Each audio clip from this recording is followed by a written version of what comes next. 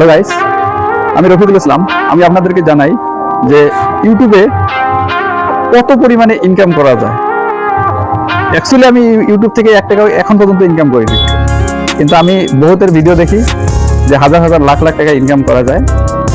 এটাও সত্য যে ইনকাম করা যায়, কিন্তু তার জন্য আপনাদেরকে কঠোর পরিশ্রম করতে হবে, কঠোর মেহনত করতে হবে। ইউটিউবে আপনারা কন্টিনিউ ভিডিও পোস্ট করতে হবে।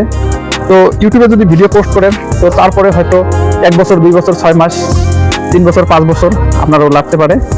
তারপরে আপনারা এই ইউটিউব প্ল্যাটফর্ম থেকে আপনারা ইনকাম করতে পারবেন। তো আমি অ্যাকচুয়ালি প্রস্তুত যে আমি 5 বছর, 6 বছর, 10 বছর ইউটিউবে আমি সফলতা হয়ে ছাড়বো।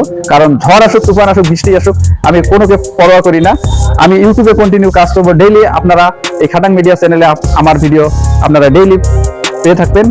তো আপনারা যদি এখন পর্যন্ত এই ইউটিউবে আপনারা চ্যানেল ক্রিয়েট করেন নাই, তো আমি আপনাদেরকে বলি যে আপনারা যত সম্ভব আপনারা জলদি জলদি ইউটিউবে চ্যানেল ক্রিয়েট করেন।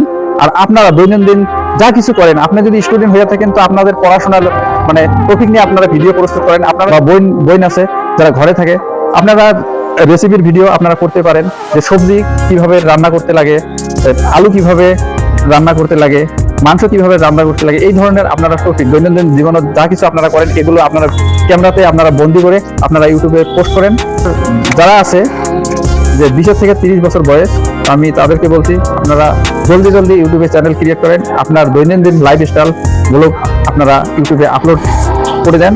দেখবেন 2 বছর, 1 বছর, 6 মাস, এটা নসিবের কথা, কখন কি হবে। তো দেখবেন যে আপনারা সফলতা হয়ে যাবেন, এই ইউটিউব থেকে আপনারা কামিয়াবি হয়ে যাবেন। তো আমি জানি না আমি কখন কামিয়াবি হব, যে আমার এই চ্যানেল কখন গ্রো করবে, 1 বছরে করবে না 2 বছর না 5 বছর, কয় বছরে করবে আমি অ্যাকচুয়ালি জানি না।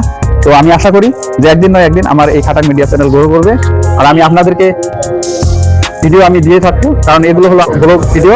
তো আপনারা কেউ ভাববেন না যে আমি আপনাদেরকে জ্ঞান দেই। অ্যাকচুয়ালি এই খাটাং মিডিয়া চ্যানেলে আমি আপনাদেরকে মোটিভেট করি।